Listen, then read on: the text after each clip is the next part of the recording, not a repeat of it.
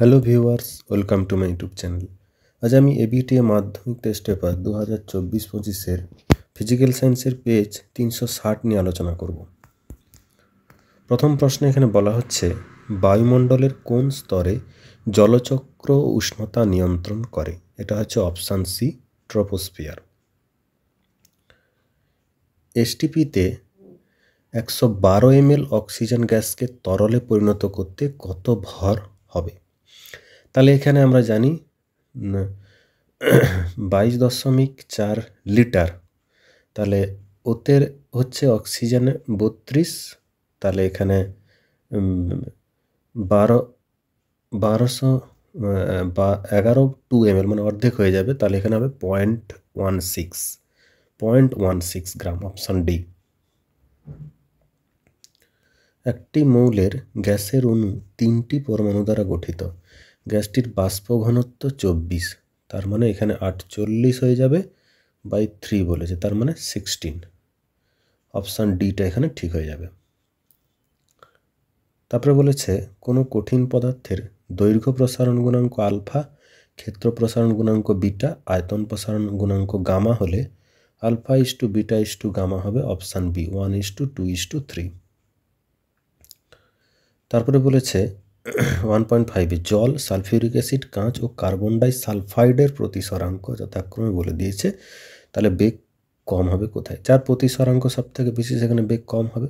তার মানে 1.6-এর যে প্রতিসরাঙ্কটা বেশি আছে এখানে, সেটা কার্বন ডাই সালফাইড বলেছে, কিন্তু এখানে বলেছে দেখো কার্বন ডাই অক্সাইড।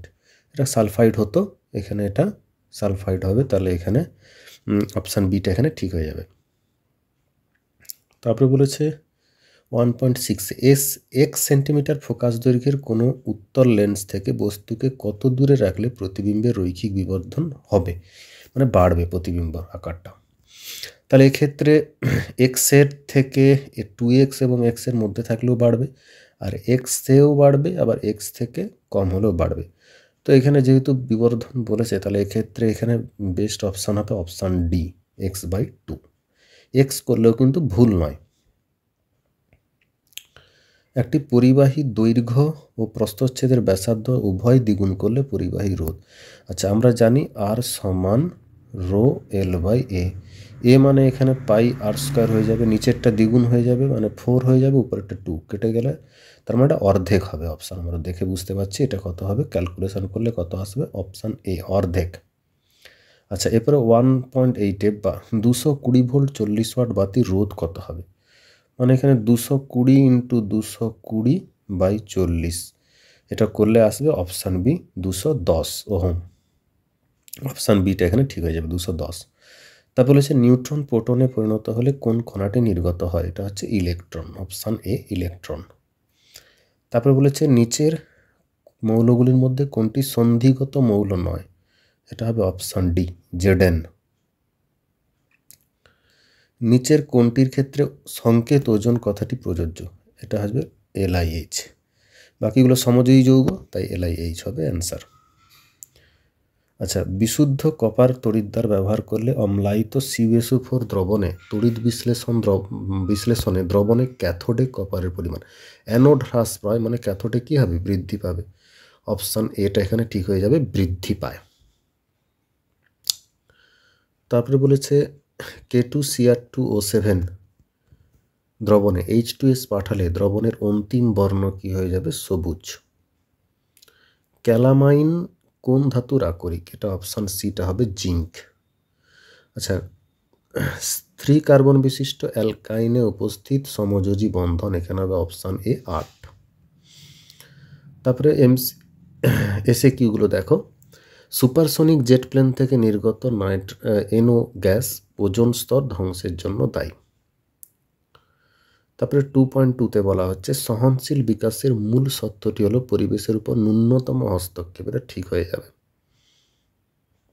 2.2 অথবা এমন একটি শক্তি উৎসের নাম হলো যা প্রত্যক্ষ বা পরোক্ষভাবে কোনোটাই সূর্য থেকে আসে না, তাহলে এটা হবে ভূতাপীয় শক্তি।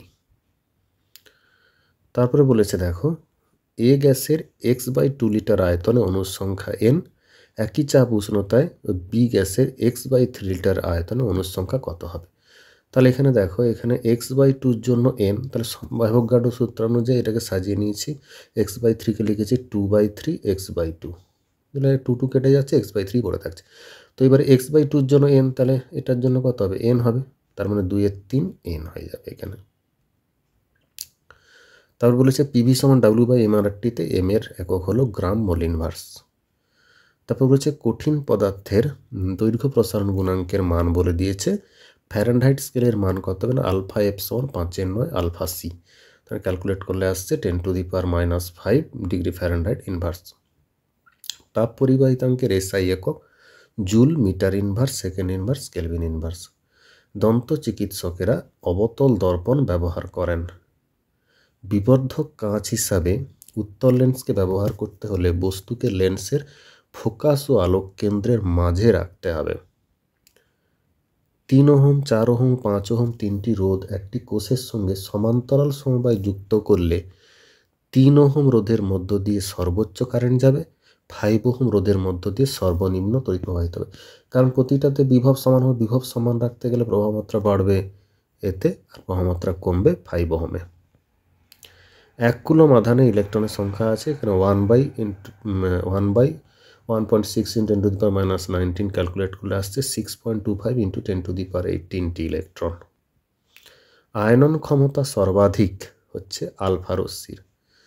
তারপরে 92x234-এ 3টি বিটা বেরিয়ে গেলে তার প্রোটন সংখ্যা কী হবে, 3 বেড়ে যাবে, 95 হয়ে যাবে। এরপরে স্তম্ভ মেলানো আছে, দেখো 17 নম্বর শ্রেণীর তড়িৎ ঋণাত্মকতা সর্বাধিক ফ্লোরিন, একটি ক্ষারীয় মৃত্তিকা মৌল ম্যাগনেসিয়াম, একটি ধাতু যেটি কার্বন বিজারণ পদ্ধতিতে প্রস্তুত করা হয় সেটা হচ্ছে জিঙ্ক, ব্রোঞ্জে উপস্থিত হচ্ছে টিন। তড়িৎ বিশ্লেষণ পদ্ধতিতে অশুদ্ধ কপার ধাতুর পরিশোধনে অ্যানোডের ভর হ্রাস পায়। তারপরে 2.12-তে বলা হচ্ছে রূপোর উপর সোনার প্রলেপ দিতে তড়িৎ বিশ্লেষ্য রূপে পটাশিয়াম অরোসায়ানাইডের জলীয় দ্রবণ ব্যবহার করা হয়। নিয়নের ইলেকট্রন সহ সম ইলেকট্রনীয় একটি দ্বিযোজী অ্যানায়নের উদাহরণ হলো অক্সিজেন 2-। জলের তড়িৎ বিশ্লেষণে ক্যাথোডে 11.2 লিটার গ্যাস উৎপন্ন হয়, একই চাপ উষ্ণতায় অ্যানোডে উৎপন্ন গ্যাসের পরিমাণ অর্ধেক হয়ে যাবে 5.6 লিটার। ফেরিক ক্লোরাইডের জলীয় দ্রবণে অ্যামোনিয়া গ্যাস চালনা করলে যে অধক্ষেপ পড়ে থাকে তার সংকেত হলো FeOH3। তারপরে যে সমীকরণটা দিয়েছে তাতে হবে NaHS, এই অ্যান্সারটি হবে, দেখে নাও। হিমায়ক রূপে তরল অ্যামোনিয়া ব্যবহার করার মূল কারণ হলো তরল অ্যামোনিয়া বাষ্পীভবনের লীন তাপ উচ্চ হয়। অ্যাসিটিক অ্যাসিডের মধ্যে NaHCO3 যৌগ যোগ করলে কার্বন ডাইঅক্সাইড গ্যাস নির্গত হয়। আচ্ছা, তারপরে বলেছে C3H6O সংকেত বিশিষ্ট ভিন্ন যৌগের যুক্ত যৌগের ইউপ্যাক নাম। তাহলে এটা দেখো প্রোপানন, দেখো, আর এটা হচ্ছে প্রোপ 2 in 1 অল। আচ্ছা, এরপর বলেছে মিথক্সি ইথেনের গঠন সংকেত, দেখে নাও। তো এইভাবে আমি এখানে সমস্ত প্রশ্নগুলো আলোচনা করে দিলাম। যদি কারো কোনো সমস্যা থাকে কমেন্ট বক্সে জানাও, আর আমার এই ভিডিও প্লেলিস্টে গিয়ে অবশ্যই বাকি আগের ভিডিওগুলো দেখে নাও। তো best of luck, thank you.